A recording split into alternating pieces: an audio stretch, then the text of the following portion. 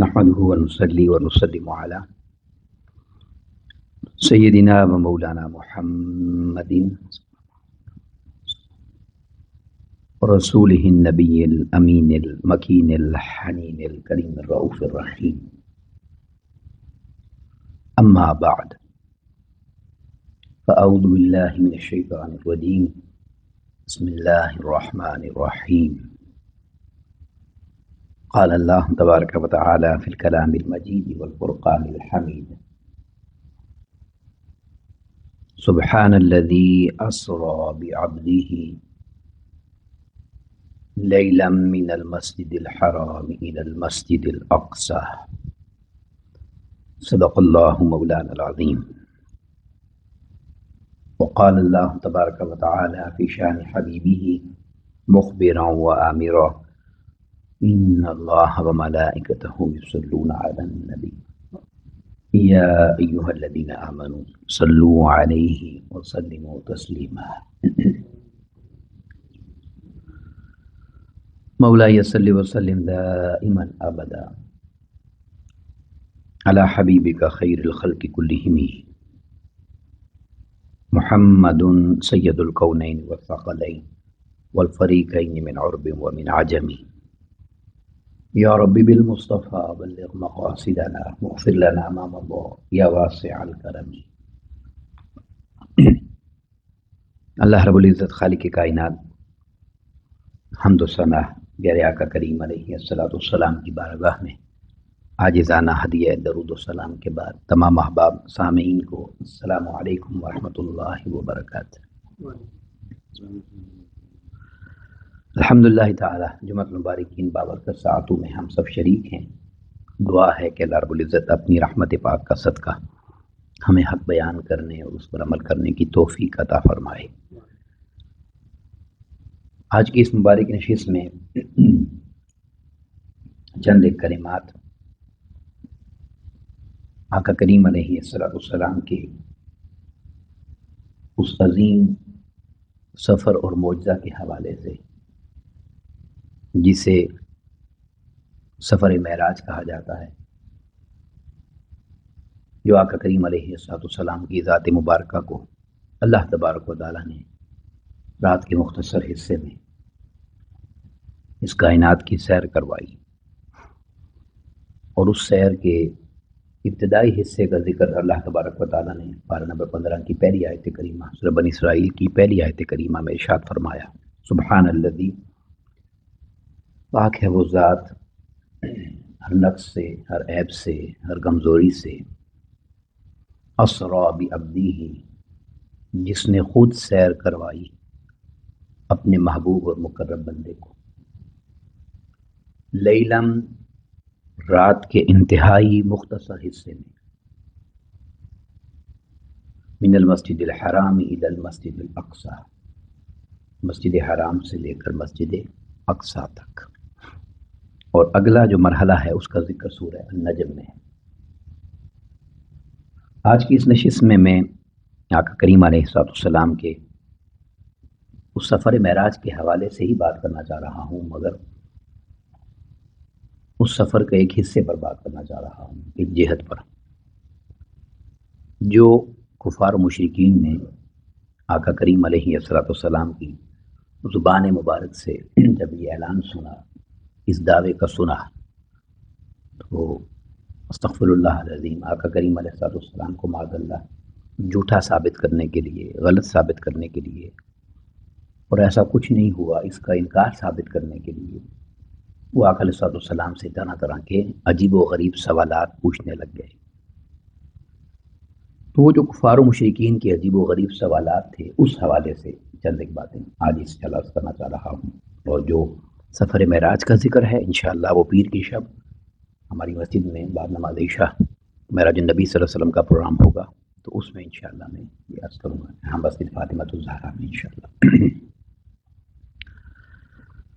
یہ بات نشین کر لیں کہ یہ جو آقا کریم علیہ السلام کا سفر مبارک ہے، یہ آقا کریم علیہ السلام کو دیا گیا ایک عظیم معجزہ ہے،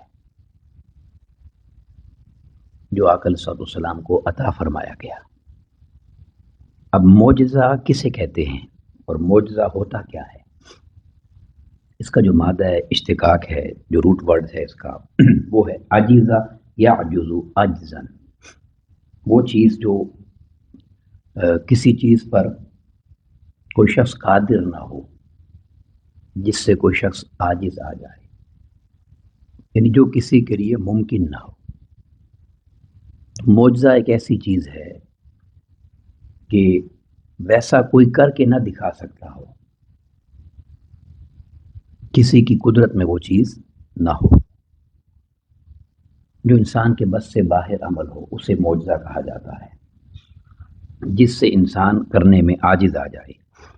اور عربی زبان میں ایک محاورہ بولا جاتا ہے، عجز فلان عن العمل، وہ بندہ یہ کام کرنے سے عاجز آ گیا ہے۔ اسی سے ہے عاجزی، بے بسی، اسی عجز سے عاجزی ہے۔ تو مطلب جو کام انسان کے دسترس میں نہ ہو، جو اس کے لیے ممکن نہ ہو، جو انسان کو بے بس کر دے، اسے معجزہ کہتے ہیں۔ اب اس کے میں چند ایک معنی آپ کے سامنے عرض کرتا ہوں۔ امام راغب اصفہانی نے اس معجزہ کی تعریف اس انداز سے کی ہے، فرماتے ہیں کہ عجز کے اصل معنی کسی چیز سے پیچھے رہ جانا ہے۔ پیچھے رہ جانے کا مطلب بھی یہ ہے کہ وہ نہیں کر پایا، یا اس کے ایسے وقت میں حاصل ہونے کے ہیں جبکہ اس کا وقت نکل چکا ہو، یعنی جب وقت چلا گیا تو پھر اس چیز کا ملنا یا نہ ملنا برابر ہے۔ پیچھے رہ جانا، ہاتھ سے نکل جانا، چھوٹ جانا۔ وہ فرماتے ہیں کہ عام طور پر یہ لفظ جو ہے کسی کام کے کرنے سے قاصر رہ جانے پر بولا جاتا ہے، اور اس کا متضاد ہے قدرت، اسی میں انہوں نے بیان کیا، یعنی ایک ہے قدرت ہونا، ایک ہے قدرت نہ ہونا۔ تو معجزہ وہ ہے جس پر قدرت نہ ہو، جو بس میں نہ ہو۔ امام راغب اصفہانی نے ایسے بیان کیا المفردات میں۔ پھر اس کے چند ایک معنی جو مختلف ادوار میں بیان کیے گئے۔ المنجد میں اس کا معنی یہ ہے، معجزہ اس خارق العادت چیز کو کہتے ہیں جس کی مثل لانے سے فرد بشر عاجز آ جائے۔ اب یہ فرد بشر کا ذکر اس لیے کیا ہے کیونکہ معجزے کا تعلق نبی کی ذات کے ساتھ ہوتا ہے، تو جس کی مثل لانے سے کوئی نبی سے ہٹ کر بشر اس کی مثل نہ پیش کر سکے، وہ معجزہ ہوتا ہے۔ قاضی ایاز مالکی شفا میں فرماتے ہیں کہ یہ بات بخوبی جان لینی چاہیے کہ جو کچھ انبیاء کرام علیہم السلام اپنے ساتھ لے کر آتے ہیں اسے ہم معجزے کا نام دیتے ہیں، اور اس لیے دیا جاتا ہے کہ مخلوق اس کی مثل لانے سے عاجز ہے۔ یعنی اصل چیز یہی ہے، وہ کام جو انسان کو عاجز بنا دے، جس کی مثل نہ لائی جا سکے، اس کو معجزہ کہتے ہیں۔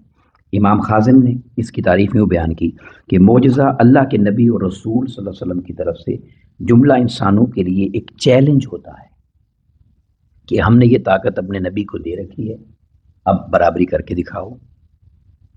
تو یہ اللہ کی طرف سے چیلنج ہے، اور اس بات کا چیلنج ہے کہ یہ نبی جو کچھ بھی تمہیں کہہ رہا ہے یہ خود نہیں کہہ رہا، یہ اسی کے بتائے ہوئی بات تمہیں بتا رہا ہے جس نے اس کو یہ کام کرنے کی طاقت عطا کی ہے۔ کیونکہ بے شک نبی سے ظہور ہوتا ہے معجزے کا، مگر وہ ساری طاقتیں من جانب اللہ ہوتی ہیں۔ تو یہ معجزہ ہے۔ پھر اس کے بعد ابو شکور سالمی رحمۃ اللہ تعالی نے اس کی بڑی جامع تعریف لکھی ہے۔ وہ لکھتے ہیں کہ معجزہ کی تعریف یہ ہے کہ سوال اور دعوے کے بعد اللہ کے رسول اور نبی کے ہاتھ پر کوئی ایسی خارق عادت چیز ظاہر ہو جو ہر حیثیت سے محال ہو، اور لوگ باوجود کوشش اور تدبیر کے اس قسم کے معاملات میں نہ پوری فہم رکھیں نہ بصیرت رکھتے ہوں، اور اس کا مقابلہ کرنے سے عاجز آ جائیں۔ اب یہ جو انہوں نے جملہ لکھا ہے کہ سوال اور دعوے کے بعد، یعنی نبی اگر نبوت کا دعویٰ کرتا ہے، اعلان کرتا ہے، یا اس نبوت کی تصدیق پر کوئی غیر مسلم سوال کرتا ہے، اس سوال کے جواب میں جو شان دکھائی جاتی ہے، جو عمل کر کے دکھایا جاتا ہے، جیسے آپ جانتے ہیں آقا کریم علیہ السلام سے کفار نے خود مطالبے کیے کہ یہ کر کے دکھائیں تو مان جائیں گے، یہ کر کے دکھائیں تو مان جائیں گے، یہ کر کے دکھائیں تو مان جائیں گے۔ تو جو عمل نبی کر کے دکھاتا ہے وہ معجزہ ہوتا ہے۔ تو معجزہ وہ چیز ہے جو انسان کو عاجز بنا دیتی ہے۔ یہ بات آپ یہ نہیں سمجھ گئے۔ اب اس کے بعد جب ہم نے یہ بات کی کہ کوئی ایسا عمل، جو عمل کی جب بات کرتے ہیں تو عمل دو طرح کے ہیں۔ ایک بعض اعمال وہ ہیں جو معمول کے مطابق روٹین لائف ہے، چلتی رہتی ہے، اور کچھ انسیڈنٹ ایسے ہوتے ہیں جو معمول کے مطابق نہیں ہوتے، وہ خلاف معمول ہوتے ہیں، انسان دیکھ کر حیرت میں پڑ جاتا ہے یہ کیسے ہوا، کیونکہ وہ کام ممکن دکھائی نہیں دیتا۔ اب یہ جو غیر ممکن کام ہیں جو معمول کے مطابق نہیں ہوتے یا معمول سے ہٹ کر ہوتے ہیں، وہ ہر ہونے والا کام معجزہ نہیں ہوتا۔ یہ بات بھی سمجھنا ضروری ہے، ہر وہ ہونے والا کام بولیے معجزہ نہیں ہوتا۔ اب وہ اس کی بھی 4 اقسام ہیں جو علماء نے بیان کی ہیں، میں اس کی مختصر وضاحت کر کے پھر سوالات پہ آ جاتا ہوں۔ سب سے پہلے تو وہی ہے جسے معجزہ کہا جاتا ہے، جو انبیاء کرام علیہ السلام کو دیا جاتا ہے۔ تمام انبیاء کرام کے معجزات قرآن مجید نے خود بیان فرمائے۔ اب اس کے بعد ایک چیز ہے، اسے ارہاس کہا جاتا ہے، حمزہ را ہا الف اور صاد، ارہاس۔ اب یہ وہ عمل ہے، ایسے کام ہیں جو کسی نبی اور رسول صلی اللہ علیہ وسلم کی ولادت سے پہلے ہوں یا عین ولادت کے وقت ہوں، ایسے کام جو معمول کے نہ ہوں، غیر معمولی کام۔ تو چونکہ اب وہ چونکہ نبی کی ابھی آمد نہیں ہوئی ہے، ان کی آمد سے متعلق ہیں، تو وہ یا تو ان کی والدہ سے ہوں گے یا والد سے ہوں گے، یا اس زمانے میں کوئی عمل ایسے پیش آ جائیں گے، تو وہ معجزہ نہیں ہوگا، وہ ارہاس ہوگا۔ اور یہ عمل کیسے ہیں؟ آقا کریم علیہ الصلوۃ والسلام کی والدہ ماجدہ حضرت بی بی آمینہ آپ ارشاد فرماتی ہیں کہ جب آقا علیہ الصلوۃ والسلام کی ولادت کا وقت آیا تو ہزاروں میل دور شام کے محلات کو میں نے روشن دیکھا، کعبے کے اندر جتنے بت تھے وہ سارے سجدہ ریز ہو گئے، اور جو آقا کریم علیہ الصلوۃ والسلام کی دائیاں تھیں بی بی آمینہ کے پاس جو موجود تھیں، وہ بیان کرتی ہیں کہ ستارے اتنے قریب آ گئے تھے کہ ہمیں لگتا تھا آسمان پر نہیں، گھر کی چھت پر ہیں۔ اب یہ وہ عمل ہیں جو یعنی یقیناً آقا علیہ الصلوۃ والسلام کی شان میں ہیں، مگر چونکہ ابھی آپ کا وجود ظاہری طور پر دنیا میں تشریف آوری نہیں ہوئی، تو ایسے جو عبور ہیں ان کو ارہاس کہا جاتا ہے۔ اور ایک چیز اور بھی ہے، اور وہ یہ کہ آپ جانتے ہیں کہ آقا علیہ الصلوۃ والسلام کی جب ولادت پاک ہوئی تو وہ زمانہ تھا جب لوگ بچیوں کو زندہ درگور کر دیتے تھے، تو رب کائنات نے آقا علیہ الصلوۃ والسلام کی پیدائش کے صدقے میں اس سال مکہ میں جس عورت کو بھی بچہ پیدا ہوا، اللہ تبارک و تعالیٰ نے ہر عورت کو بیٹا عطا فرمایا۔ اس کی غیرت کو گوارا نہیں تھا کہ میرے محبوب کی آمد ہو اور ادھر کسی بچی کو زندہ درگور کر دیا جائے۔ اس سال ہر عورت کو بچہ ملا، یہ ارہاس ہے۔ اب اس کے بعد ایک ہے کرامت، وہی غیر معمولی کام، خلاف معمول کام جسے عقل سمجھ نہ سکے، اس کا ظہور کسی نیک بندے سے ہو، کسی صالح بندے سے ہو، کسی اللہ والے سے ہو، کسی متقی سے ہو۔ اس پر میں نے کچھ دن پہلے بھی گفتگو کی تھی، اس کو کرامت کہتے ہیں۔ جیسے قرآن مجید نے کرامت کو بیان کیا، حضرت عاصم بن برقیہ کی کرامت، کیا وہ ہزاروں سینکڑوں میل دور پڑا ہوا تخت وہ اٹھا کر لے آئے حضرت سلیمان کے دربار میں، یہ کرامت ہے۔ پھر ایک عمل ایسا ہے کہ وہ خلاف معمول ہوتا ہے، وہ عام طور پر کرنا ممکن نہیں ہوتا، مگر اس کا ظہور کسی فاسق سے ہوتا ہے، گنہگار سے ہوتا ہے، حتیٰ کہ کافروں سے ہوتا ہے، جسے ہم عملیات کہتے ہیں، یا اس کا جو نام ہے وہ ہے استدراج۔ اس کو بھی قرآن مجید نے بیان کیا۔ سامری جادوگر نے جس گائے کے بچے کی عبادت بنی اسرائیل والوں سے کروا دی تھی، وہ اس نے اسی استدراج کے ذریعے کروائی تھی۔ سورہ بقرہ کی تفسیر میں یہ سارا واقعہ آتا ہے۔ اس نے کیا کیا تھا؟ وہ جو بچڑا اس نے مٹی سے بنایا تھا وہ بولتا تھا، مٹی سے بنایا ہوا وہ بچڑا بولتا تھا، تو اس نے لوگوں کو آسانی سے پکڑ لیا کہ یہ اس لیے بول رہا ہے کہ خدا ہے۔ اب اس کی بھی حقیقت یہ تھی کہ جبریل امین جب موسیٰ علیہ السلام سے ملاقات کے لیے آئے تھے تو جس گھوڑے پر سوار تھے، سامری نے اس گھوڑے کے قدموں کے نیچے گرنے والی مٹی اٹھا لی تھی، وہ اس نے جا کے اس بچڑے کے لب پہ لگائی تو وہ بولنے لگ گیا۔ وہ مٹی جو اس گھوڑے کے قدموں سے لگی تھی جس پہ جبریل امین بیٹھے ہوئے تھے، یعنی اسے بھی اتنا یقین تھا کہ یہ بابرکت ہے، مگر عام لوگوں کو خبر نہ تھی۔ تو جب کوئی ایسا عمل کسی کافر شخص سے ہو، گناہگار سے ہو، بد کردار سے ہو، جو شریعت کا پابند نہیں ہے، تو وہ کرامت نہیں ہوتا، وہ استدراج ہوتا ہے، تاکہ عامل اور کامل کا فرق قائم رہے۔ یہ بات ذہن نشین رہنی چاہیے۔ پھر اس کے بعد اگلا، اب جب ہم معجزے کی بات کر رہے ہیں تو معجزہ جو ہوتا ہے یہ نبی کے مشن کی ضرورت ہوتی ہے۔ جب نبی اعلان کرے گا میں نبی ہوں، لوگ ڈیمانڈ کریں گے ہم کیسے مان جائیں، کچھ ایسا کام کر کے دکھاؤ. تو وہ کام یعنی وہ چھوڑ بھی سکتے ہیں کہ کوئی ایسا کام کر کے دکھاؤ، یا وہ مانگ بھی سکتے ہیں کہ یہ کر کے دکھاؤ. تو وہ ایسا عمل جو خلاف معمول ہو، جو ممکن نہ ہو، وہ معجزہ ہوتا ہے. اب یہاں ایک بات میں عرض کر دینا چاہتا ہوں، وہ بس اس کے بعد میں سوالات پہ آ جاتا ہوں. بڑی اہم چیز ہے، اللہ رب العزت نے 1.25 لاکھ کم و بیش انبیاء کرام علیہ السلام بھیجی. ہر نبی کو اللہ تبارک و تعالیٰ نے معجزات دیے. ہر نبی کو معجزات گنتی کے مطابق ملے. کسی نبی کو 1 معجزہ ملا، کسی کو 2 ملے، 4 5 ملے. ہر نبی کو اس کے علاقے کی ضرورت کے مطابق معجزات ملے، کیونکہ اللہ تبارک و تعالیٰ جانتا تھا کہ یہ کن لوگوں میں جا رہے ہیں، ان کی ضرورت کیا ہے. ایک واحد ہستی آقا علیہ السلام ہے کہ جنہیں گن کر معجزات نہیں دیے. رب کائنات نے فرمایا جب چاہیں جہاں چاہیں جس معجزے کو دکھا دیں، یہ شان آپ کو عطا کروں. ایک یہ پہلو ذہن نشین رہے. اور دوسرا یہ، کسی نبی کو بھی آسمانی معجزہ نہیں ملا. آسمانی معجزہ کسی نبی کو بھی نہیں ملا. یہ آسمانی معجزہ سورج کا پلٹ جانا، سورج کا رک جانا، چاند کا چر جانا، معراج پہ چلے جانا، یہ معجزہ صرف آقا علیہ السلام کو عطا ہوا، یہ کسی اور نبی کو نہیں ملا.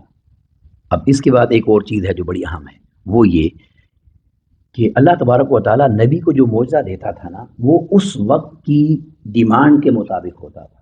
میں صرف 2 مثالیں دے دیتا ہوں آپ کو، صرف 2.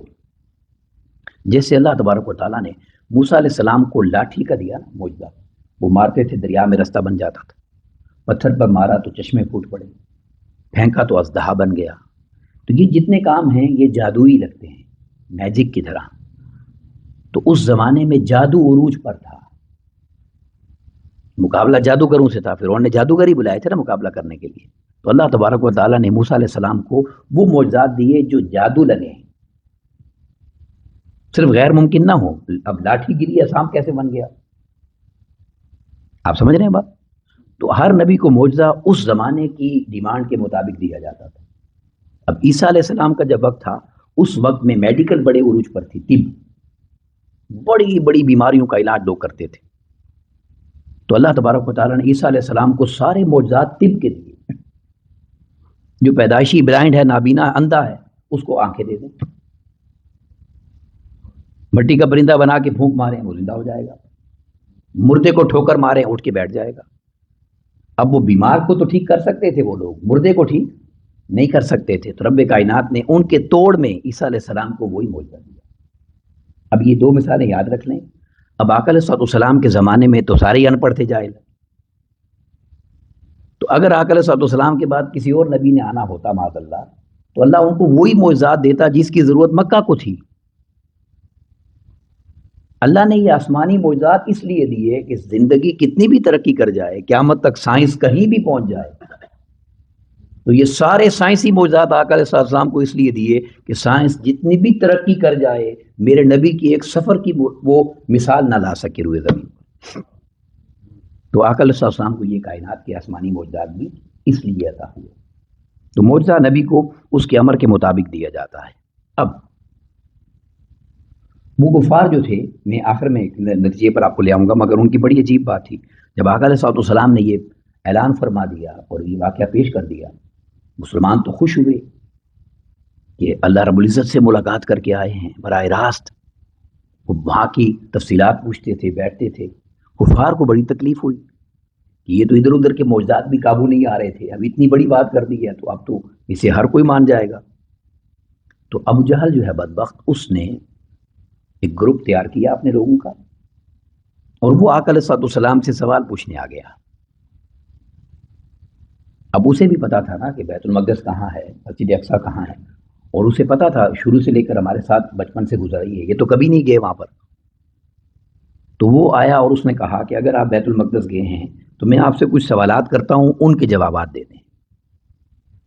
اب آقا علیہ السلام اس مسجد حرام میں سین کعبہ میں کھڑے تھے، بیت حجر اسود کے سامنے وہاں کھڑے تھے.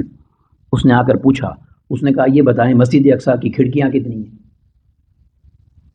مسجد اقصیٰ کے دروازے کتنے ہیں، اس کی چھت کتنی اونچی ہے. اب اس کی سیڑھیاں کتنی ہیں؟ اب یہ اس نے سوال کیا. اب آپ ایک بات سمجھنے والی ہے. چلیں سوالوں پر تو میں آتا ہوں. جب بھی انسان کہیں جانے کی بات کرتا ہے یا کہیں سے ہو کے آتا ہے، نہ وہاں کے دروازے گنتا ہے، نہ وہاں کی کھڑکیاں گنتا ہے، نہ پلر گنتا ہے. یہ یعنی کہ یہ ایسا سوال ہے جو عجیب و غریب سوال ہے، مگر چونکہ وہ معاذ اللہ اسی نیت اور ارادے سے تھے کہ ہم نے جھوٹا ثابت کرنا ہے. اب آقا علیہ السلام فرمانے لگے کہ عجیب سوال انہوں نے کیا ہے. دروازے پوچھ رہے ہیں، کھڑکیاں پوچھ رہے ہیں کہ وہاں پر کھڑکیاں کتنی ہیں، دروازے کتنے ہیں، مسجد اقصیٰ کی چھت کیسی ہے، شاطیر کتنے ہیں. عجیب و غریب سوال تھا. تو حضرت جابر بن عبداللہ رضی اللہ عنہ روایت کرتے ہیں، بخاری شریف کی حدیث ہے، کتاب التفسیر کی. فرماتے ہیں سمعت رسول اللہ صلی اللہ علیہ وسلم یقول، میں نے آقا علیہ السلام کو یہ فرماتے ہوئے سنا. یہ بخاری شریف کی حدیث ہے، کتاب التفسیر کی.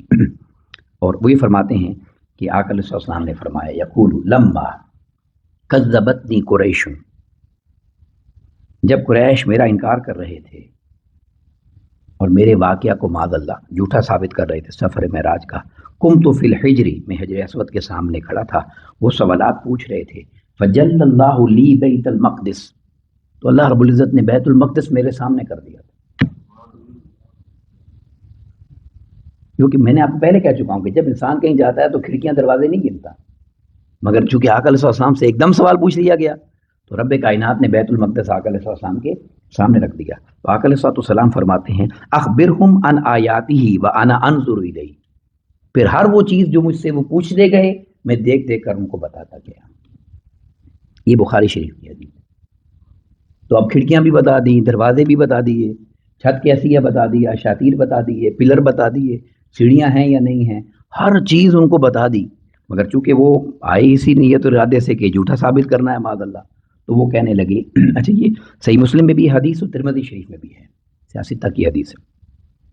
پھر وہ کہنے لگے کہ اچھا آپ یہاں سے بیت المقدس گئے ہیں، ہمارے کچھ قافلے گئے ہوئے ہیں راستے میں، ہمارے قافلے آپ نے دیکھے ہوں گے، ان قافلوں کا بتائیں.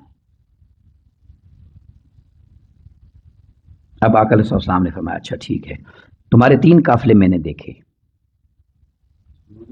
3 قافلے تمہارے راستے میں ہیں، ان کو دیکھا. اب یہ بات ذہن نشین رہے، قافلے کی جتنی نشانیاں میں بتانے لگا ہوں، یہ نشانیاں غور سے سنیے گا اور یہ جملہ سن کے سنیے گا کہ وہ 27ویں شب کا سفر تھا، چاند کی روشنی نہیں تھی، اندھیری رات کا سفر تھا، آسمانوں کا سفر تھا، اور وہ رات میں قافلے کی تفصیلات پوچھ رہے تھے. پورے قافلے کے اندر بھی بندہ قافلے کے اندر موجود ہو کر پورا قافلہ دیکھ نہیں سکتا، مگر انہیں کیا خبر تھی کہ نبوت کی نگاہ کیا ہوتی ہے. تو انہوں نے جب پوچھا تو آقا علیہ السلام نے فرمایا تمہارا جو پہلا قافلہ ہے وہ روحا کے مقام پر میں نے دیکھا ہے، روحا کے مقام پر، اور اس کی قیادت فلاں شخص فلاں قبیلے کا وہ کر رہا ہے، قیادت جو آگے لے کے چل رہا ہے. اور پھر فرمایا کہ جب وہاں پہنچا تو مجھے پیاس لگی، میں نے ایک اونٹ دیکھا جو قافلے سے گم گیا تھا، سائڈ پہ ہو گیا تھا، اس اونٹ پر پانی تھا، میں نے وہ پانی لے کر پیا. پانی پیتے پیتے وہ شخص تلاش کرتے ہوئے اس اونٹ کو وہاں آ گیا. تو وہ جب وہ شخص وہاں پہنچ گیا تو میں نے اسے سلام کیا. اب آقا علیہ السلام تو اس کو نظر نہیں آئے، سلام کیا تو میرا سلام سن کر وہ کہنے لگے کہ یہ آواز تو محمد کی ہے صلی اللہ علیہ وسلم. آقا علیہ السلام نے فرمایا اب جب قافلہ آئے تو ان سے یہ تم پوچھ لینا، میں نے تمہیں بتا دیا. ایک قافلے کا ذکر یہ کیا. پھر آقا علیہ السلام نے فرمایا کہ تمہارا جو دوسرا قافلہ ہے وہ ذی فجا کے مقام پر پہنچا ہے. ذی فجا ایک جگہ ہے، میں نے وہاں اس کو دیکھا ہے، اور وہاں پر فلاں فلاں نام کے 2 شخص ایک اونٹ پر بیٹھے ہوئے تھے. تو جب میرا براق وہاں سے گزرا تو اس کی ہیبت سے وہ اونٹ ڈر گیا اور وہ اونٹ بدکا اچھلنے لگا اور وہ دونوں سوار نیچے گر گئے. اس میں سے فلاں کے ہاتھ کی ہڈی ٹوٹ گئی ہے، جب آئیں تو ان سے پوچھ لینا. اب یہ رات کے سفر کی بات ہے، ہاتھ کی ہڈی تو آج بھی ایکس رے کر کے لوگ بتاتے ہیں. آقا علیہ السلام نے یہ خبر دے دی. پھر فرمایا تمہارا جو تیسرا قافلہ ہے وہ تلوین کے مقام پر پہنچا ہوا ہے، اور پوچھا اس کی کوئی نشانی بتائیں. اب دیکھیے آقا علیہ السلام نے فرمایا اس قافلے میں سب سے جو آگے اونٹ جا رہا ہے اس اونٹ کا رنگ بھورا ہے، بھورے رنگ کا ہے، اور اس پر بوریاں لدی ہوئی ہیں، سیاہ داری اور سفید داری. سب سے آگے وہ اونٹ ہے. یہ 3 قافلے تمہارے میں نے دیکھے. اب یہاں پر ان کے سارے قافلوں کی بات تو پتہ چل گئی، مگر ابو جہل بدبخت بولا، وہ کہنے لگا اچھا اب یہ بھی بتا دیں وہ قافلے پہنچیں گے کب. اب جب انسان نے نہ ماننا ہو نا تو وہ ایسی حجتیں کرتا ہے، نصیب میں نہ ہو تو. تو آقا علیہ السلام نے فرمایا ٹھیک ہے سن لو، تمہارا جو پہلا قافلہ ہے وہ کل سورج طلوع ہونے سے پہلے پہنچ جائے گا، جو تمہارا دوسرا قافلہ ہے وہ کل بالکل ظہر کے زوال کے وقت میں آ جائے گا، بالکل جب سر پہ ہوگا سورج، اور تمہارا جو تیسرا قافلہ ہے وہ غروب آفتاب سے بالکل تھوڑا پہلے پہنچے گا۔ اب یہ کہہ کر وہ چلے گئے، اٹھ کے چلے گئے، تو ابو جہل نے کہا، پورے لوگوں کو جمع کیا مکہ میں سے، اور اس نے کہا یہ ممکن ہی نہیں ہے کہ وہ قافلے کل پہنچ جائیں، تینوں قافلے۔ ان کے پاس کچھ خبریں تو تھی نا ان کے پاس بھی، اس نے کہا یہ ممکن نہیں ہے کہ تینوں قافلے پہنچ جائیں، چلو ایسا کرتے ہیں، کیونکہ پہلے قافلے کا ذکر طلوع آفتاب کے ساتھ بیان کیا ہے، اس نے کچھ لوگ اپنے ساتھ لیے اور سب سے اونچی پہاڑی پر چڑھ کے بیٹھ گیا۔ یہ بدبختی کی انتہا ہے کہ جہاں سب سے پہلے سورج نظر آ جائے تو سورج طلوع ہو جائے گا تو ہم شور مچائیں گے معاذ اللہ کہ مسلمانوں کے نبی نے معاذ اللہ جھوٹ بولا ہے۔ جب سیدنا صدیق اکبر رضی اللہ تعالیٰ نے یہ دیکھا کہ یہ بدبخت ایک پہاڑی پر چڑھ گئے ہیں یہ کرنے کے لیے، انہوں نے بھی کچھ عاشقوں کو جمع کیا اور اس کے مقابلے میں دوسری پہاڑی پر جا کے بیٹھ گئے۔ اب ساری رات شور ہوتا رہا، ادھر سے وہ یعنی اپنی زبان درازیاں کرتے رہے، غلط بیانیاں کرتے رہے، ادھر سے مسلمان نعرے لگاتے رہے۔ بالکل جب سورج طلوع ہونے کا وقت آیا تو اب کافر سورج کی طرف دیکھ رہے تھے جہاں سے اس نے طلوع ہونا تھا، اور مسلمان قافلے کی طرف دیکھ رہے تھے، تو ادھر سے ایک شخص بولا کہ سورج طلوع ہونے والا ہے، ابھی اس کا جملہ پورا نہیں ہوا تھا، ادھر سے سیدنا صدیق اکبر نے نعرہ لگایا کہ قافلہ بھی آ گیا۔ بس وہ شور مچاتے ہوئے مسلمان نیچے آ گئے کہ قافلہ طلوع ہونے سے پہلے پہنچ گیا۔ اب دوپہر کے انتظار میں سارے بیٹھ گئے، دوپہر کا قافلہ بھی ایسے ہی پہنچ گیا۔ اب تیسرے قافلے کا جو وقت تھا، کیونکہ وہ غروب آفتاب سے پہلے کا کہا تھا، تو غروب آفتاب سے پہلے اس قافلے کو کچھ تھوڑا پیچھے مقام پیچھے مکہ سے ان کے ساتھ ایمرجنسی ہو گئی، کوئی مسئلہ ہو گیا، وہ قافلہ لیٹ ہو گیا، اس نے پہنچنا اسی وقت تھا۔ تو جب بالکل سورج غروب ہونے کے قریب چلا گیا اور قافلے کے کوئی آثار دور تک دکھائی نہیں دے رہے تھے، تو وہ کافر شور مچانے لگ گئے کہ معاذ اللہ جھوٹی ہوگی بات یا یہ ہو گیا، اپنا شور مچانے لگ گئے۔ تو مسلمان آقا علیہ السلام کی بارگاہ میں پہنچے، انہوں نے کہا یا رسول اللہ صلی اللہ علیہ وسلم، ہمیں یقین ہے ساری نشانیاں سچی ہوئی ہیں، مگر وہ قافلہ ابھی تک دور تک دکھائی نہیں دے رہا اور وہ بدبخت بہت شور مچا رہے ہیں۔ تو آقا علیہ السلام مسکرائے، اور آقا علیہ السلام نے مسکرا کر فرمایا، آپ نے ارشاد فرمایا، قاضی ایاز نے شفا میں اس کو نقل فرمایا، آپ نے فرمایا گھبراؤ مت، سورج رک سکتا ہے، قافلہ نہیں رکے گا۔ آقا علیہ السلام نے فرمایا۔ تو صحابہ فرماتے ہیں کہ وہ سورج جو غروب ہونے کے بالکل قریب چلا گیا تھا، وہ آدھا گھنٹہ 35-40 منٹ رکا رہا، اس قافلے کی جو ایمرجنسی تھی وہ ختم ہوئی، وہ قافلہ پہلے آیا اور سورج بعد میں غروب ہوا، اور پھر ان کے آنے پر یہ تینوں نشانیاں ان قافلوں سے کفار نے پوچھی، مگر آقا علیہ السلام کی قافلے کی ایک ایک بتائی ہوئی نشانی بھی ثابت آ گئی۔ اب یہ میں نے ان کے جو سوالات تھے وہ آپ کے سامنے یہاں پر بیان کیے ہیں۔ جس بات پر ختم کرنا چاہتا ہوں بات وہ بڑی اہم ہے، وہ یہ ہے کہ ذرا اندازہ کریں کہ آج تو سائنس اتنی ترقی کر گئی ہے، چاند تک لوگ چلے گئے، کس کس سیارے کی باتیں ہو رہی ہیں۔ آج اگر کوئی وہ بات نہ مانے جو 1400 سال پہلے وہ ان پڑھ مان گئے تھے، جنہیں قرآن نے ان پڑھ کہا کہ یہ ان پڑھ ہیں سارے، میں نے محبوبوں کو امیوں میں بھیجا، ان پڑھوں میں، تو ان پڑھے لکھوں سے تھے پھر بھی وہ ان پڑھ اچھے ہیں۔ کون سی بات ہے وہ جو کہنے لگا ہوں، آج بیٹھ کر بیان کرتے ہیں کہ خواب تھا جی، استغفر اللہ، یہ روحانی معراج تھی جی، یہ سفر تو تھا ہی نہیں۔ تو میں آپ سے سوال کرتا ہوں کہ اگر خواب ہو تو خواب پر تو سوال ہی نہیں بنتا۔ اگر میں آپ سے کہوں میں آج رات خواب میں حج کر کے آیا ہوں، آپ مجھے مٹھائی کھلائیں گے، ماشاءاللہ مبارک ہو، اچھا خواب ہے، آپ یہ نہیں کہیں گے خواب میں حج کیسے ہو گیا، ٹھیک ہے، نہ یہ کہیں گے کہ حج کا تو دن ہی نہیں ہے۔ نہ میں کہوں میں حج میں ماشاءاللہ خواب میں عمرہ کر آیا ہوں، آپ سارے جماعوں کی دعا کروائیں گے، ہمارے لیے دعا کریں، ہمیں بھی نیک خواب آئے، ایسا ہی ہے نا۔ تو ان کافروں نے تو یہ پوچھا ہی نہیں، کیوں کہ اگر خواب کی بات ہوتی تو وہ تو اعتراض ہی نہ کرتے، نہ کافروں کی ڈیٹیل پوچھتے، نہ مسجد اقصیٰ کی تفصیلات پوچھتے، اس لیے کہ وہ عربی زبان جانتے تھے۔ یہ ہے جملہ سمجھنے والا۔ اللہ نے خواب کی بات ہی نہیں کی، اس قرآن نے سارے خواب بیان کیے انبیاء کے۔ اس قرآن نے یوسف علیہ السلام کا خواب بیان کیا یا نہیں؟ بولیے، اس قرآن نے ابراہیم علیہ السلام کا خواب بیان کیا یا نہیں؟ تو وہ کہہ دیتا میں نے محبوب کو خواب دکھایا شب معراج کا،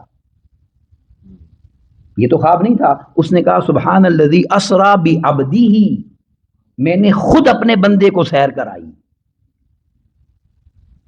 خواب کی تو اس نے بات ہی نہیں کی.